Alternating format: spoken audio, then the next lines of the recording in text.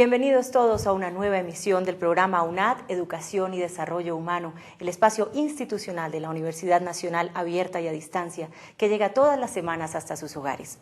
Existe una modalidad educativa que está tomando mucho auge dentro de la educación. Se trata de la educación virtual, que hace uso de todas las tecnologías de información y comunicación existentes, aquellas que se conocen como TICs, y que posibilita que la tecnología esté cerca del alumno y que se pueda de esta manera estudiar haciendo uso de las propias facultades del tiempo, también del espacio y, por supuesto, de la flexibilidad y también, naturalmente, de la experticia que puede adquirir en este servicio. Por esta razón hemos invitado a 4 personas que conocen muchísimo acerca del tema. El doctor Henry Mendoza Rivera, director de la Dirección Nacional de Servicios Académicos Virtuales, UN Virtual. El padre Francisco Ángel Franco, el padre Pacho, vicerrector de extensión de la Universidad Católica del Norte, el doctor Jaime Leal, rector de la UNAD, y también el doctor Roberto Salazar Ramos, vicerrector de Medios y Mediaciones Pedagógicas de la UNAD. Bueno, padre Pacho, quisiera que comenzáramos nuestra charla en el día de hoy comentando acerca de cuál es esa gran diferencia entre la educación virtual y la educación presencial. Bien, buenas tardes, muchas gracias por la invitación, doctor, muy amable. Muchas gracias. La educación virtual es una modalidad de educación definitivamente, es una educación sin distancias. La educación virtual utiliza las tecnologías de la información y la comunicación, llamadas TIC comúnmente, que van por medio de computador y por el acceso a Internet para buscar un aprendizaje sin distancias. Es una alternativa que muchas personas están necesitando hoy, porque los tiempos van cambiando y también es importante que haya nuevas alternativas. Bueno, pues muchísimas gracias. Profesor Mendoza, quisiéramos saber algo acerca de cómo es tratar de estudiar cuando uno no está frente a su profesor, qué se tiene que hacer, cómo tiene que sentirse el estudiante, pero también cómo tiene que ser ese tutor o ese profesor. Bueno, esa es una actividad que inicialmente a todos los docentes le impacta, al que manejan el medio presencial. El estudiante también siente un gran impacto, a pesar de que sean muchachos que manejen los computadores, pero ya manejarlo académicamente implica una serie de habilidades que debe tener el individuo, como la disciplina, la autonomía en su aprendizaje y el conocer cómo Internet le puede ayudar académicamente en todo su aprendizaje. Muchos estudiantes buscan Internet para la manera lúdica, ese es el uso que le dan, pero ya incorporarlos a su aprendizaje no es tan fácil. Entonces, ellos se sienten al principio, sí sé manejar computador, sé usar Internet, pero ahora académicamente, ¿cómo lo uso? Eso es un gran cambio para ellos, al igual que el docente cuando siente que ya su clase tiene que ser de alguna manera interactiva, que ya no tiene el computador, tengo Internet, tengo los estudiantes enfrente o los tengo remotamente, ¿qué hago con eso? Todavía empieza toda una serie de aprendizaje para el docente.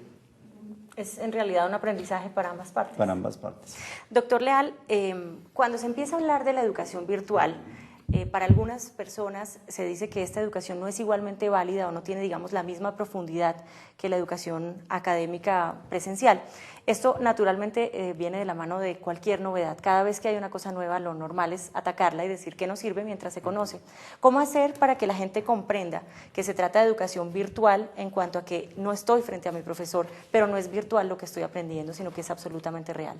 Bien, Paola, yo creo que la pregunta que tú haces es muy importante para clarificar varios aspectos que nuestros televidentes deben de conocer, por lo menos en términos básicos. La educación virtual se soporta como un escenario de la educación a distancia. La educación a distancia surge en el mundo hace más de 150 años. Tiene postulados pedagógicos, didácticos y metodológicos. Ha construido teoría. Se ha fundamentado en el desarrollo mismo de las tecnologías de la información y la comunicación, hoy más avanzada que en ninguna época de la humanidad. Pero indudablemente hay una diferencia sustancial con la educación que conocemos todos, con la educación convencional. Es su modelo pedagógico. Mientras el modelo pedagógico de la educación presencial se soporta en la enseñanza de un profesor hacia un estudiante o un grupo de estudiantes, en la educación a distancia, el modelo pedagógico se soporta en el aprendizaje individual y en el desarrollo del pensamiento autónomo del individuo. Ahí hay una primera diferencia sustancial que indudablemente hoy en el escenario de la virtualidad, donde nos estamos moviendo, pues propicia una transformación entre la información que fluye a través de la red Internet, por ejemplo, para transformarla en procesos formativos.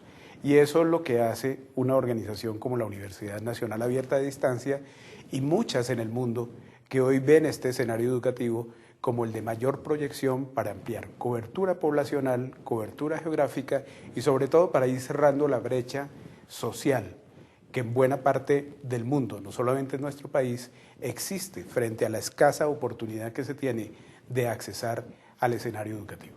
Precisamente en ese sentido, doctor Salazar, ¿qué tanta tecnología se requiere para iniciar toda la educación virtual, pero además cómo sortear las dificultades de comunicación que existen en Colombia y que son, no podemos pasar por encima de ellas, pero son básicas al momento de instaurar un nuevo sistema educativo?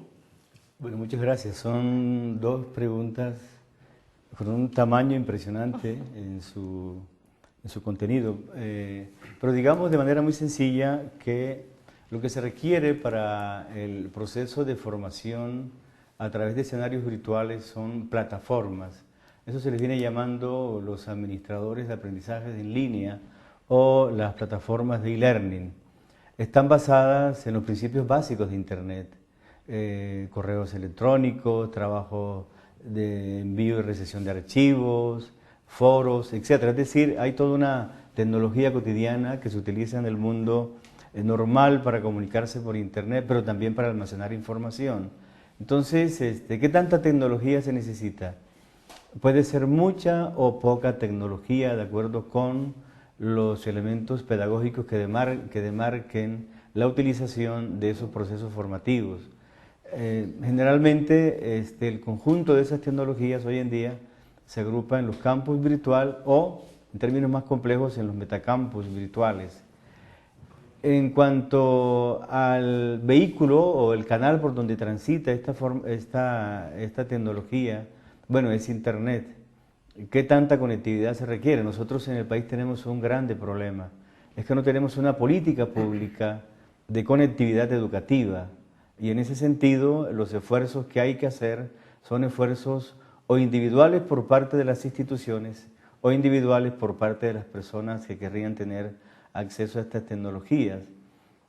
Otros países ya tienen políticas de abrigo del proceso de formación, no solamente para la formación, sino también para la investigación, pero en este caso particular, para la formación con Internet de alta velocidad y banda ancha. Bueno, los expertos están esta tarde con nosotros, en esta ocasión con nosotros. Vamos a unos breves mensajes institucionales y ya regresamos. Ya regresamos con UNAD, Educación y Desarrollo Humano.